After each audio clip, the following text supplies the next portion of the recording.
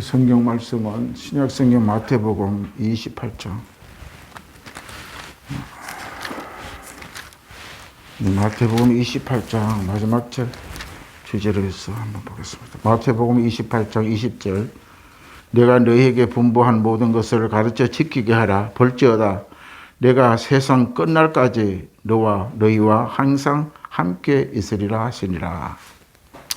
오늘 저는 다음 주 예수 그리스도의 부활 우리 주를 맞이해서 그리스도 예수님의 공생의 기간 마지막 7일 한 주를 다시 돌아보는 시간을 계기로 말씀을 나누도록 하겠습니다. 우리는 이번 주에 예수님이 이 땅에 오셔서 하나님의 모든 계획을 이루시기 위하여 공생의 기간 동안 마지막 한 주간 모든 것을 다 이루시는 고난 주간임을 우리가 깨닫고 이 기간 동안 우리가 함께 알아보고 또 기도하는 한 주간이 되었으면 해서 그리스도의 발자취를 돌아보는 우리 모두가 되기를 갈망합니다.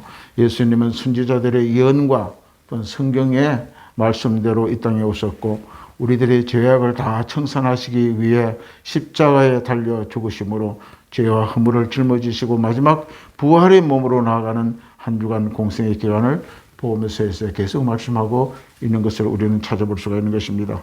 이제 다음 주 31일은 바로 절기로 부활절이 되는 날입니다. 부활절은 항상 우리 달력으로는 3월, 4월에 걸쳐서 일어나는 유대의 하나의 절기고 예수님이 또한 이 땅에 오셔서 우리 인류를 구원하신 기간이기도 하는 것입니다.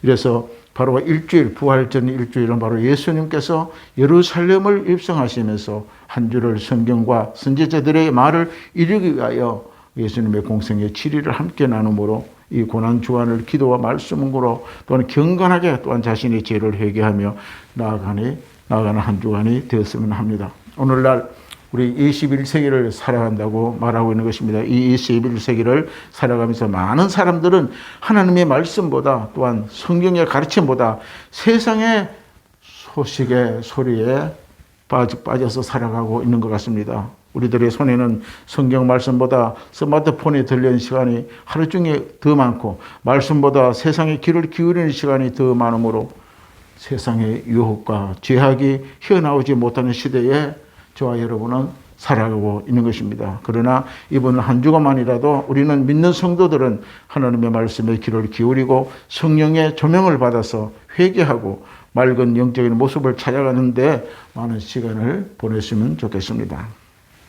이전 이 고난 주간에는 예수님의 십자가의 손안에 가슴 깊이 묵상해 보는 것이 어떻겠습니까? 우리는 이 고난의 사순절을 이해하기 위해서는 가장 먼저 할 수 있는 일은 바로 예수님의 십자가의 고난의 현장 속으로 직접 들어가 보는 것이 중요하기 때문에 오늘 이 사복음서를 읽고 우리는 서로 묵상하고 또한 아버지 토론하는 기간이 되었으면 좋겠습니다. 그렇게 할 때에 바로 성령께서 우리 각자에게 하나님의 은혜로 경험하게 만들어 주실 것입니다.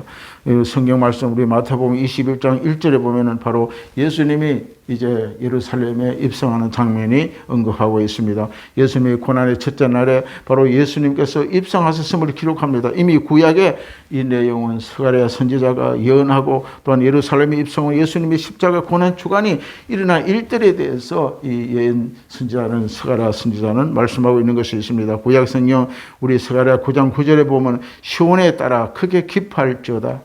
예루살렘의 딸들아 즐거이 부를지어다. 보라 내 왕이 내게 임하시나니 그는 공의로우시며 구원을 베푸시며 겸손하여 나귀를 타시나니 나귀의 작은 것 곧 나귀 새끼니라. 나귀 새끼를 타고 예루살렘에 입성해서 고난의 기간을 맞이한다고 이미 스가랴 선지자는 이미 구약에 예언하고 있는 것입니다. 이처럼 구약의 스가랴 선지자 예언의 말씀을 통해서 우리는 성경을 한번 찾아보도록 하겠습니다. 마태복음 21장 1절에 그들이 예루살렘에 가까이 가서 감람산 벳박에 이르렀을 때에 예수님께서 두 제자를 보내어 이르시되 너희는 맞은편 마을로 가라. 그리하면 곧 매인 나귀 새끼가 함께 있는 것을 보리니 풀어 내게로 끌고 오라. 하나님은 천지 우주 만물을 창조하신 것이 바로 하나님 예수님이십니다. 이미 예수님께서 벳박에 한 마을에 나귀가 있다, 매 있는 것을 이미 아시고 두 제자를 보내서 그 나귀를 끌고 오라고 명령한 것입니다. 나귀를 타 이미 이것도 벌써 나귀 주인이 있었죠. 나귀 주인들도 이미 알고 있는 거예요. 어떤 선지자가 와서 나귀를 달라 하면 줘야 됐다는 마음이 성령이 감동이 된 것 같아요. 그래서 제자들이 가서 나귀 주인이 나귀를 달라 하니까 작은 나귀 새끼를 그 나귀에 그걸 풀어서 제자들에게 주는 것을 말씀하고 있는 것입니다. 나귀를 타신 예수님은 예루살렘에 들어가실 때에 사람들이 거듭과 종려나무 가지를 길에 깔고 호산나 찬송을 부르며 예수님을 찬미했다고 성경은 기록하고 있습니다. 이제 예수님은 그 길이 바로 십자가에 달려 온 인류를 구원하려는 선한 발걸음이자 예수님의 고난이 시작되는 시간이 바로 첫날 월요일이 되는 것입니다. 둘째 날에 예수님은 성전 안으로 들어갑니다. 그 성전 안에는 하나님을 믿는다고 하면서 그들은 세상화되고 성전이 예수님을 그걸 상황을 이미 알고 계셨고 보고 계셨다는 것입니다. 오늘날 교회가 예수를 예배한다고 하며 예수님을 섬기다 하면서 교회 안에 많은 세상적인 그런 이념이 들어가고 사상이 들어가고 물질이 들어가고 사고방식이 교회 안에 있다는 것입니다. 이때도 바로 이 예루살렘 성전 안에도 저들이 하나님을 섬긴다고 많은 양들과 가축을 가져와가지고 팔고 사고 그것을 또 뇌물을 받고 이러한 성전의 타락을 예수님이 지적하고 있는 것입니다. 매매하는 자들을 내쫓으시고 환전하는 그런 상인들을 상을 엎었고 그들의 성전에 무엇인가 가르치기 위하여 예수님을 말씀하고 있는 것입니다. 마태복음 21장 13절에 그들에게 이르시되 거룩한 바 내 집은 기도한 집이라고 일컬음을 받으리라 하였거늘 너희는 강도의 속을 만들었도다 하시니라. 마가복음 11장 17절에 내 집은 만민이 기도하는 집이라고 말씀해요. 성경은 우리의 삶 가운데 힘들고 어려운 문제를 가지고 하나님과 관계하고 대화하고 좋은 그런 예배 상황을 바로 성전입니다. 그 성전에서 우리가 기도하고 말씀을 묵상하며 하나님의 뜻을 되새기는 성전인데 이 당시만 해도 이 성전 안에는 저들이 많은 대제사장과 바리새인들이 유대인들이 구약을 믿고 구약을 따라왔다는 사람들이 성전 안에서 이렇게 자기의 욕심을 차기 위하여 장사해서 많은 이익을 남기 위하여 성전 안에서 활동하는 것을 예수님이 지적하고 있는 것입니다. 당시 대제사장들과 서기관들의 폐역을 선포하는 장면입니다. 성전 안에 상인들이 힘이 꾸짖었다고 복음서는 기록하고 있습니다. 이에 대제사장들과 서기관들은 예수가 어떻게 죽일까 논의하기 시작합니다. 그들이 하는 그런 습관, 그들의 죄성을 깨달지 못하고 대제사장들과 서기관들이 하는 성전 안에 물건을 팔고 짐승을 팔고 하는 것을 예수님이 지적하니까 그들은 분노했습니다. 바로 예수님을 죽일까 의논했다고 성경은 기록하고 있습니다. 이때부터 예수님의 고난의 한 주간이 시작된 것입니다. 이제 그 주간 셋째 날에 어떤 일이 일어났습니까? 성전에서 말씀을 가르치던 예수님이 가부의 2렙돈으로 성전 안에 헌금하는 것을 목격합니다. 그러면서 가난한 가부가 하나님의 드리는 헌금을 칭찬하는 장면이 나옵니다. 성전에 나아가시면서 제자들에게 이 성전이 바로 돌 위에 돌 하나 남김없이 다 무너뜨리라고 예언하십니다. 이거는 바로 예수님께서 이제 얼마 안 하시면 예수님의 몸인 성전이 바로 로마의 군대에 의하여 십자가에 갈기게 찢어지고 죽는다는 것을 암시하고 있는 장면입니다. 그래서 바로 이 성전은 돌 위에 돌 하나 남김없이 다 무너지고 흩어지리라고 예수님이 그 성전, 자기 몸을 비유해서 말씀하는 성전을 제자들에게 이야기하는 장면입니다. 넷째 날에는 여인이 예수님의 발 앞에 엎드려 그 발에다가 옥합을 깨뜨리는 사건이 나타납니다. 예수님께서 베다니 시몬의 집에 초대되어 식사 중에 한 여인이 찾아와 예수님의 머리에 향유를 부어 예수님의 장례를 준비한 사건이 바로 넷째 날에 이루어집니다. 이때 가룟 유다가 그 장면을 보고 그 향유를 팔아 가난한 자에게 주었더라면 더 좋았으리라. 여인을 보고 책망하는 장면이 나옵니다.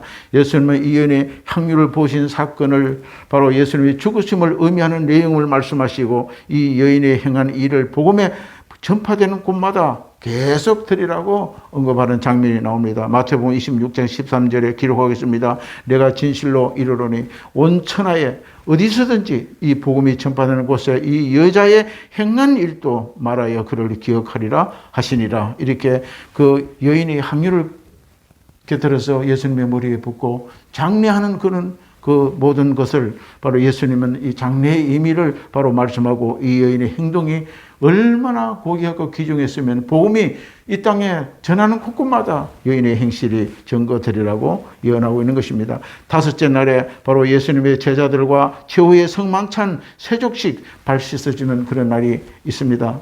날이 저물 때에 제자들과 마지막 만찬을 나누셔서 자신이 돌아가실 것을 알고 제자들과 향하여 사랑의 마음을 담아 10주 제자들에게 발을 씻겼던 것을 기록하고 있는 것입니다. 이때 예수님은 제자들 중 한 명이 자기 팔 것을 예언하고 제자들에게 마지막 고별 설교를 하고 있는 것입니다. 그 밤에 예수님은 겟세마네 동산에 밥이 많도록 우리를 위하여 하나님의 뜻을 이루기 위하여 많은 고뇌와 힘든 밤을 기도하고 땀방울이 핏방울이 되도록 힘써 다해 기도하셨다고 말씀을 기록하고 있는 날이 다섯째 날입니다. 그 여섯째 날에 이제 바로 성금요일입니다. 예수님이 십자가에 매달려 우리의 죄를 대속하여 제물로 죽어주시는 밤입니다. 이스라엘 백성이 애굽에서 출애굽할 때에 그 유월절이라는 절기가 있습니다. 절에는 바로 어린 양을 잡았다가 그 새벽에 급하게 먹고 이제 출애굽하는 장면입니다. 그래서 홍해강을 건너는 장면이 나옵니다. 이것이 바로 우리의 죄악과 노예 생활, 거짓과 사탄의 세력에 속박하는 것을 의미하고 있는 것입니다. 그래서 이 밤에도 예수님께서 바로 십자가에 매달리시기 위하여 온갖 고뇌와 힘든 마음과 뜻을 가하여 하나님의 부르짖어 기도하는 장면이 나오고 이제 성금요일 여섯째 날에 바로 이 죄를 대속하기 위하여 십자가에 달리시는 밤이 되는 것입니다. 새벽에 가룟 유다가 예수님을 잡으러 자들과 함께 올라와 예수님을 결박해 대제사장과 가야바 뜰에 신문을 받게 됩니다. 빌라도 재판을 받고 사형 판결을 받아 빌라도 로마 군인들의 채찍을 맞으면서 십자가를 지고 골고다 언덕을 오르는 이 말씀을 우리 다시 한번 성경을 통하여 읽어보겠습니다. 누가복음 우리 23장에 기록하고 있습니다. 누가복음 23장 우리 44절 때가 6시쯤에 되어 해가 빛을 잃고 온 땅이 어둠이 임하여 제9시까지 계속되며 성소의 휘장이 한가운데 찢어지더라. 예수께서 큰 소리로 불러 이르시되 아버지 내 영혼을 아버지 손에 부탁하나이다 하고 이 말씀을 하신 후에 숨지시니라. 백부장이 그 된 일을 보고 하나님께 영광을 돌려 이르되 이 사람이 정녕 의인이었도다 하고 이를 구경하러 모인 무리가 그 된 일을 보고 다 가슴을 치며 돌아가고 예수를 아는 자들과 갈릴리로부터 온 여자들도 다 멀리 서서 이 일을 보니라. 많은 사람이 보는 가운데 예수님은 우리의 죄와 허물을 위해서 십자가에 피를 흘리시고 죽음을 당한 것을 누가복음이 기록하고 있는 것입니다. 로마 군인들은 예수님의 옆구리와 창에 찔러 모든 죽음이 완전 죽음을 확인했습니다. 예수님의 죽음이 확인하고 예수님의 물과 피를 다 쏟으시고 다 이루었다 하시고 십자가에 운명하신 것을 기록하고 있습니다. 그때에 마태복음 27장 50절에 보면 예수께 다 소리질러 이르시되 영혼이 떠나시니라. 이에 성소 휘장이 위에서부터 아래까지 찢어져 둘이 되고 땅이 진동하여 바위가 터지고 무덤이 열리며 자던 성도들의 몸이 많이 일어나되 예수의 부활 후에 그들이 무덤에 나와 거룩한 성에 들어가는 많은 사람들에게 보이니라.